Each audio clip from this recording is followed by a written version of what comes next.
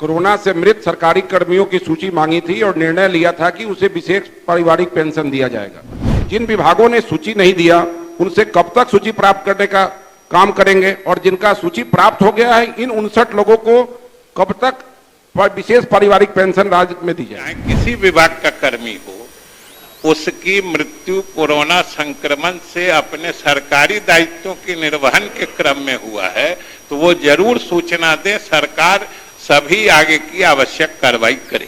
राज्य में जो विभाग निष्क्रिय होकर इस पर ध्यान केंद्रित नहीं किया, नहीं दे पाया, उनसे मेरा आग्रह होगा कि मंत्री जी कब तक फिर से सूची प्राप्त करने का प्रयास करेंगे।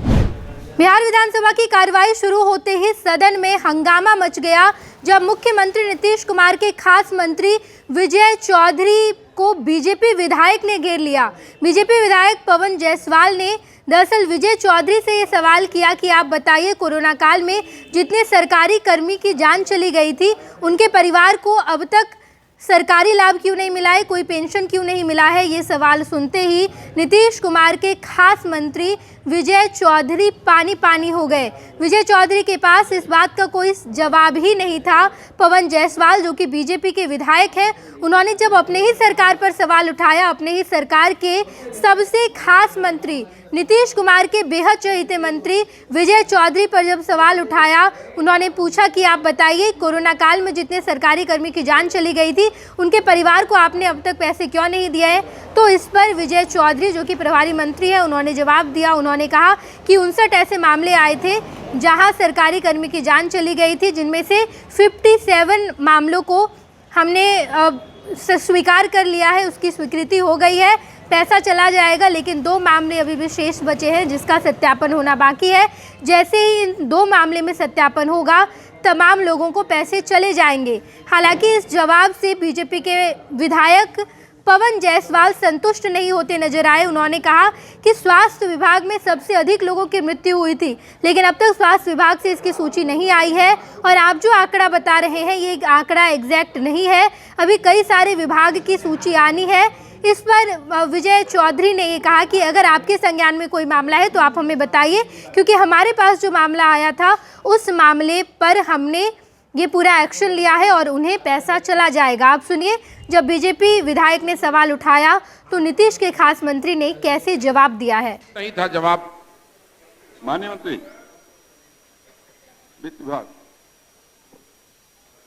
अध्यक्ष महोदय, खंड 1 उत्तर अंशतः स्वीकारात्मक है कि कोविड-19 से कर्तव्य के क्रम में संक्रमण के फलस्वरूप मृत सरकारी सेवकों के आश्रितों को विशेष पारिवारिक पेंशन की सुविधा अनुमान्य की गई है।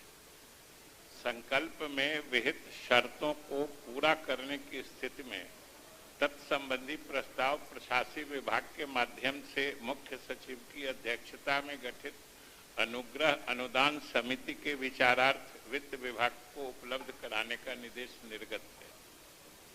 खंड 2 अस्वीकारात्मक है। उक्त अवधि में कोरोना संक्रमण से मृत कर्मियों की कुल संख्या से संबंधित सूचना सारे विभागों से संबंधित सूचना वित्त विभाग में नहीं है। साथ ही इसके लिए जो 2 शर्तें हैं उन दोनों को पूरा करने के बाद जो 59 मामले आए थे उस पर कार्रवाई की गई है। खंड 3 ये संबंधित प्रशासनिक विभाग से जुड़ा मामला है। महोदय अध्यक्ष महोदय, हम माननीय मंत्री से जानना चाहेंगे कि जुलाई 2020 और मई 2021 में वित्त विभाग ने अलग अलग संकल्प के माध्यम से राज्य में कोरोना से मृत सरकारी कर्मियों की सूची मांगी थी और निर्णय लिया था कि उसे विशेष पारिवारिक पेंशन दिया जाएगा। 3 वर्षों में मात्र माननीय मंत्री जी के जवाब के अनुसार केवल 59 लोगों की सूची प्राप्त हुई है और ये मात्र 4 विभागों की सूची है। अन्य विभागाध्यक्षों ने, विभाग के प्रधान सचिव ने सूची उपलब्ध कराने का काम नहीं किया और जो सूची प्राप्त हुआ 59 का, इनको भी 3 वर्षों में कोई विशेष पारिवारिक पेंशन नहीं मिला। हम माननीय मंत्री से जानना चाहते हैं कि जिन विभागों ने सूची नहीं दिया उनसे कब तक सूची प्राप्त करने का काम करेंगे और जिनका सूची प्राप्त हो गया है इन 59 लोगों को कब तक विशेष पारिवारिक पेंशन राज्य में दी जाएगी। माननीय मंत्री। महोदय, सरकार को अभी भी विचार करने में कोई परेशानी नहीं है। सरकार अभी भी तैयार है और ये सारे सदन को जानकर प्रसन्नता होगी कि इस तरह के विशेष पेंशन की स्वीकृति की योजना, इसमें बिहार सरकार ने पूरे देश में नजीर बनाई थी और जब हमने लागू किया तभी दूसरे राज्यों में भी इसे लागू, उसमें भी 3-4 प्रदेशों ने लागू किया हम लोगों को देखकर। दूसरी बात कि इसमें 2 शर्तें स्पष्ट हैं। पहला कि अनुकंपात्मक नियुक्ति की वचनबद्धता देनी होगी, मतलब एफिडेविट करना होता है कि अगर मृत्यु हुई है सेवा काल में तो हम फिर अनुकंपा पर नियुक्ति का दावा नहीं पेश करेंगे। दूसरी चीज है कि अपने कर्तव्यों के निर्वहन के दौरान कोरोना का संक्रमण हुआ हो।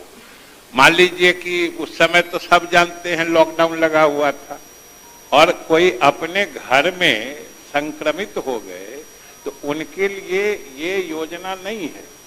ये है कि सरकारी निर्देश पर जो कोरोना काल में भी अपने जान को जोखिम में डालकर जो सरकारी कर्मी अपने दायित्वों का निर्वहन कर रहे थे और उस क्रम में संक्रमित हुए और मृत्यु हुई, ये सिर्फ उनके लिए लागू की है। और ये अनोखी योजना इस माने में है कि अध्यक्ष महोदय उस कर्मी के सेवानिवृत्ति की तिथि तक जो वो लास्ट सैलरी ड्रॉ कर रहे थे उतनी समतुल्य राशि उनके आश्रितों को विशेष पेंशन, क्योंकि फिर सेवानिवृत्ति की तिथि से तो उनको सामान्य पेंशन के जो नियम है उससे मिलेगा, लेकिन ये बिहार सरकार ने ही देश में पहली दफा ये नजीर पेश किया और उनके लिए जो लास्ट ड्रॉन सैलरी था उस राशि को उनके आश्रितों को पेंशन देने का निर्णय लिया।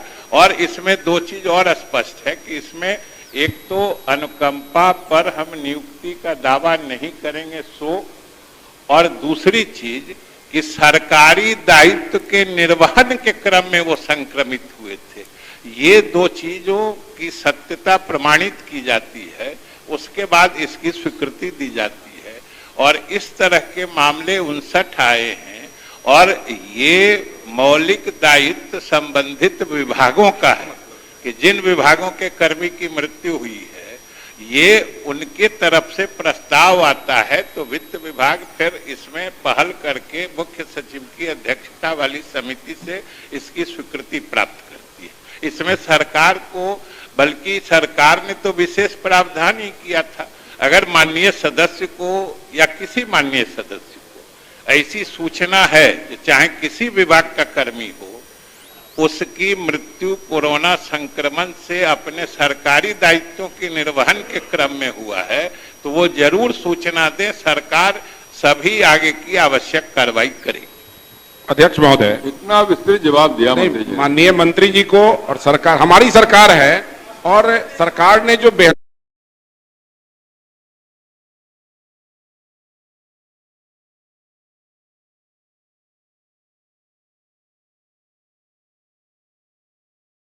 लेकिन माननीय मंत्री जी का जो जवाब था वो बहुत बृहद रूप से था। मुझे सिर्फ ये चाहिए कि 59 लोगों की जो सूची प्राप्त हुई ये कब प्राप्त हुई और जिन अधिकारियों ने इस 59 सूची को लंबित रखा, मृत कोरोना पीड़ित जो परिवार थे उनके प्रति उनकी संवेदना नहीं थी, क्या उनकी लापरवाही नहीं है? अगर लापरवाही है तो 59 लोगों को कब तक पैसा दिलाने का, विशेष पारिवारिक पेंशन दिलाने का विचार सरकार रखती है?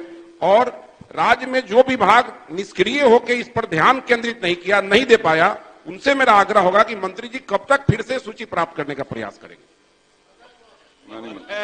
हमने तो कहा कि 59 मामले ही संबंधित विभागों से अनुशंसित होकर वित्त विभाग को प्राप्त हुए हैं। उसमें से 57 की स्वीकृति दी जा चुकी है। 2 मामले जिसमें ये सत्यापित होना है कि उनको कोरोना संक्रमण उनको सरकारी दायित्वों के निर्वहन के क्रम में हुआ था, और उसके कारण मृत्यु हुई थी, उसे सत्यापित करने को कहा गया है। जब मामला ही इतना आया है तो आपके संज्ञान में कोई है किसी विभाग का तो दे दीजिए ना, सरकार तत्काल कार्रवाई करेगी। स्वास्थ्य विभाग का सूची अभी प्राप्त नहीं हुआ है कि स्वास्थ्य विभाग में सैकड़ों लोग मरे, ड्यूटी आवर में मरे हैं, स्वास्थ्य विभाग से सूची प्राप्त नहीं हुआ है। मेरा ये कहना, पवन जी, अध्यक्ष महोदय, आप ही के संरक्षण की जरूरत है। मंत्री जी ने जो कहा, फिर आप रिपीट कर रहे हैं बार बार ना। उन्होंने कहा कि अगर ऐसी कोई सूची अगर आपको भी ध्यान में तो बताइए, तुरंत कार्रवाई होगी, तो कर रहे हैं। अध्यक्ष महोदय, मंत्री जी को हम सहयोग कर रहे हैं। हम सहयोग ये कर रहे हैं कि स्वास्थ्य विभाग जिसमें ज्यादा लोग मरे कोरोना पीरियड में काम करने के दौरान, चाहे नर्स हो, कंपाउंडर हो, डॉक्टर हो, वो क्यों नहीं कागज देंगे? सूची ही विभाग ने नहीं भेज पाया। मेरा ये कहना है कि माननीय मंत्री जी पुनः कब तक स्मारित कराने का प्रयास करेंगे विभिन्न विभाग के प्रधान सचिव को कि आप सूची उपलब्ध कराइए? नहीं होगा तो 57 को मिलेगा, और 57 को कब तक मिलेगा? मेरा ये प्रश्न है। पहले उनका हो जाए, तब एक बार बोल लीजिए, तब जवाब देंगे। क्या अपने कार्यकाल में हमारा ये कहना है कि कितने लोगों को आप लाभ दे पाएंगे? क्योंकि मधुबनी का जो स्पेसिफिक केस है कि डॉक्टर हरिनारायण मंडल मरे और 5 वहां के लोग मरे, लेकिन उनका नाम अभी तक नहीं आया है, इसलिए हम चाहेंगे कि बोलिए। मंत्री जी ने अपने वक्तव्य में कहा कि सरकारी दायित्वों के निर्वहन के क्रम में जिनकी मृत्यु हुई उन्हीं को ये देने का प्रावधान। तो मैं इतना ही भर जानना चाहता हूं कि क्या माननीय मंत्री जी ने कोई मानक तय किया था कि कौन ड्यूटी में है, दायित्व में है, और कौन जो है उससे अलग है? क्योंकि वह कोरोना का एक सवाल था और सारे लोग घरों में थे, घरों से भी काम करते थे और जाते भी थे। तो इसका एक मानक का घोषणा माननीय मंत्री जी बता दें, ताकि हम लोग भी समझ जाए। हम लोगों के भी ये सवाल है और हम लोग कंफ्यूजन में पड़े। महोदय, हमने तो कहा कि सरकार, इसीलिए हमने इसका भी जिक्र किया था कि उस समय पूरे विश्व में लॉकडाउन था, सबों को अपने घर के अंदर ही रहने की सलाह दी गई थी और लोग रह रहे थे, हम भी रह रहे थे।